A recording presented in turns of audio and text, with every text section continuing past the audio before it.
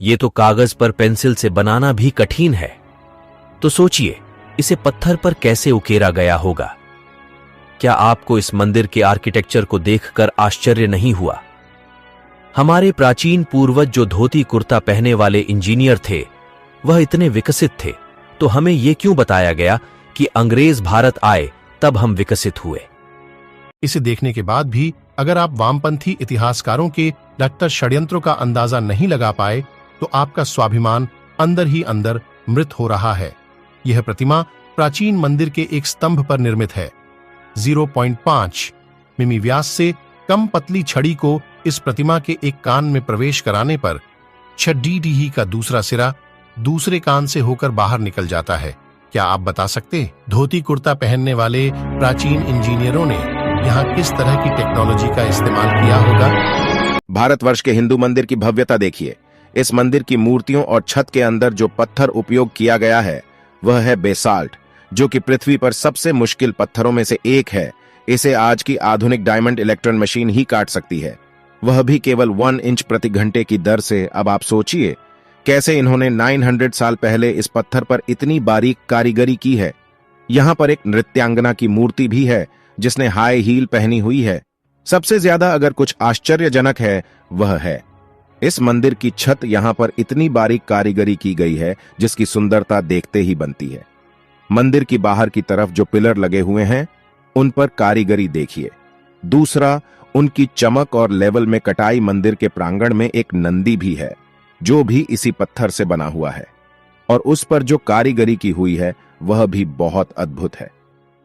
ये जो फोटो आप देख रहे हो आपके स्क्रीन पर 6000 वर्ष पुराना है। दरबंद ई बेलुला चट्टान में मिला, वह भी इराक में। यह फोटो भगवान राम की है।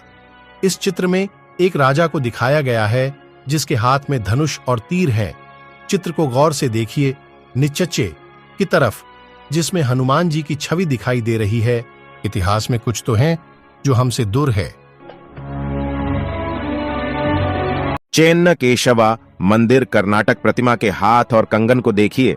क्या आपको लगता है कि ऐसी फिनिशिंग और बारीक नक्काशी केवल छेनी हथौड़ी से संभव है? ठीक ऐसी ही एक प्रतिमा मंदिर के अंदर है जिसके हाथ में कंगन को आगे पीछे सरकाया जा सकता है, जबकि पूरी प्रतिमा को एक ही पत्थर से बनाया गया है ना अद्भुत? सच तो यह है कि हमारे मंदिर 7 आश्चर्यों की लिस्ट बनाने वालों की तुष्टिकरण की भेंट चढ़ाया गया। 1000 साल नहीं, 5000 साल नहीं, 10,000 साल भी नहीं और 20,000 साल भी नहीं।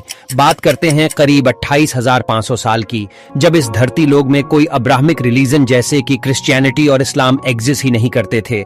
बात हो रही है कल्प विग्रह की।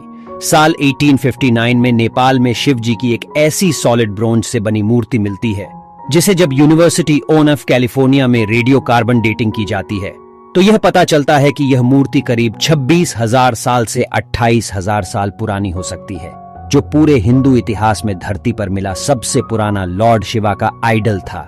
न जाने ऐसे कई पुराने इतिहास भारत से लेकर पूरे दुनिया भर में दबे पड़े होंगे जो समय समय पर मानव को आश्चर्यचकित कर देती हैं। भारत के लोगों ने आखिरकार ये कैसे किया? भारत में है दुनिया का एकलौता ऐसा मंदिर जो सीधा नहीं बल्कि उल्टा बनाया गया है। गुजरात में एक बावरी है जो रानी उदयवती द्वारा 900 साल पहले निर्मित की गई थी। ये 100 रुपए के नोट के पीछे भी बनी हुई है, सरस्वती नदी तट पर स्थित रानी की वास में। इस मंदिर में ज्यादातर भगवान विष्णु की मूर्तियां हैं। इस बावरी को उल्टे मंदिर के रूप में बनाया गया है जो पानी की पवित्रता को उजागर करता है। अगर आप इस मंदिर को देखेंगे तो आपको उलटे लिखे पंक्तियां और 800 से अधिक मूर्तियां के साथ इस मंदिर में सारे सीढ़ियां नीचे की ओर जाते हैं। 1890 में आर्कियोलॉजिकल सर्वे ऑफ इंडिया के द्वारा इसे खोजा गया और इसे पूरा बाहर लाने में लगभग 30 साल का समय लगा। अद्भुत कैसे?